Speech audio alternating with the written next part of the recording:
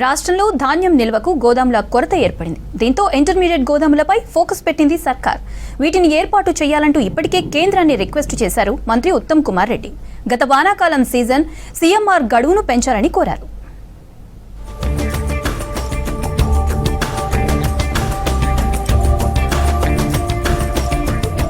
వానాకాలం సీజన్లో రాష్ట్రంలో రికార్డు స్థాయిలో వరి సాగైంది. భారీగా దిగుబడులు వస్తాయనే అంచనాతో సర్కారు ధాన్యం సేకరణకు ఏర్పాట్లు చేస్తోంది.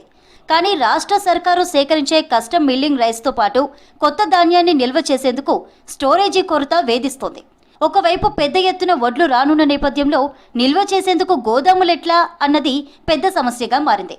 ఇప్పటికే ఎఫ్సిఐ గోదాములు ఫుల్ కావడంతో బియ్యం ధాన్యం నిల్వలు చేయడానికి స్థలం దొరక్క అధికారులు ఆందోళన చెందుతున్నారు.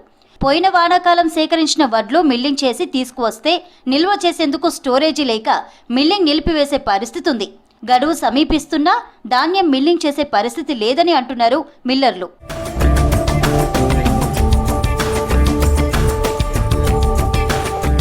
ఈ సీజన్లో వచ్చే వడ్లను నిల్వ చేయడానికి ఇంటర్మీడియట్ గోదాములు అవసరమని రాష్ట్ర సర్కారు భావిస్తోంది.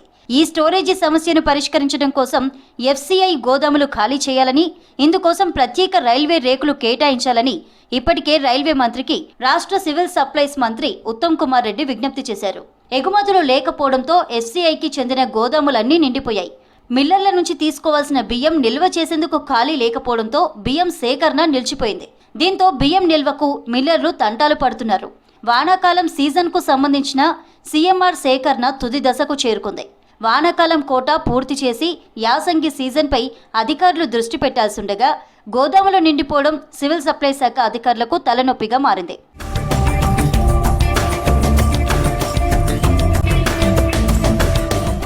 ఎఫ్సిఐ గోదాముల సామర్థ్యం 22.61 లక్షల టన్నులుండగా ఇప్పటికే 21.72 లక్షల టన్నుల బియ్యం నిల్వలతో నిండిపోయాయి.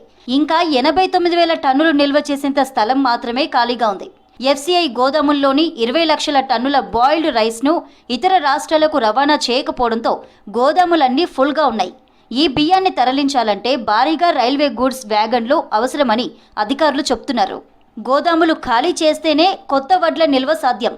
రైల్వే రేక్లు సమయానికి రాకపోతే నిల్వ, సేకరణ, మిల్లింగ్ ఇలా ఏకకాలంలో ఇబ్బందులు ఏర్పడతాయని సివిల్ సప్లైస్ శాఖ అధికారులు అంటున్నారు.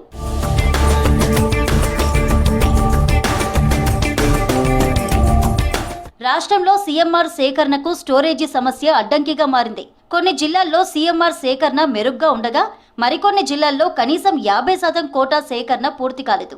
కేంద్రం 2024-25 వానాకాలం కోసం సీఎంఆర్ డెలివరీ గడువును నవంబర్ 12, 2025 వరకు పొడిగించింది. పారాబాయిల్డ్ రైస్గా సరఫరా చేయాలని షరతును విధించింది. గోదాములు లేకపోవడంతో సీఎంఆర్ చేసి ఇవ్వడం ఇబ్బందిగా మారింది. రేషన్ దుకాణాలకు సన్నబియ్యం సరఫరా కోసం సేకరణ వేగవంతం చేయడంతో ప్రక్రియ తుది దశకు చేరింది.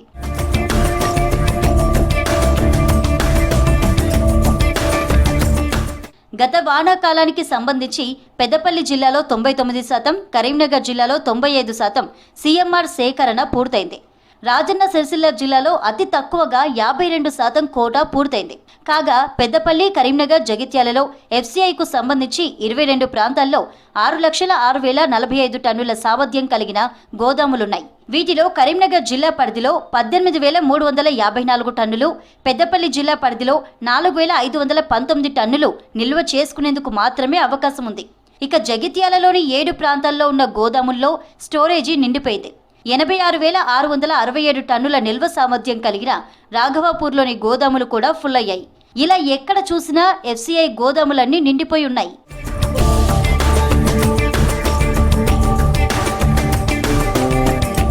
రాష్ట్రంలో ఉన్న ఎఫ్సిఐ గోదాములు ఖాళీ చేయడానికి నెలకు 300 ప్రత్యేక రైల్ రేకులు అవసరం. రాష్ట్రంలో 7.80 లక్షల టన్నుల ముడి బియ్యం, 1.67 లక్షల టన్నుల ధాన్యం మిల్లర్ల వద్దున్నాయి. గత వానాకాలం సీజన్కు సంబంధించి 5.44 లక్షల టన్నుల సీఎంఆర్, యాసంగికి సంబంధించి 14.92 లక్షల టన్నుల సీఎంఆర్ పంపిణీ నేటికి పూర్తి చేయలేదు.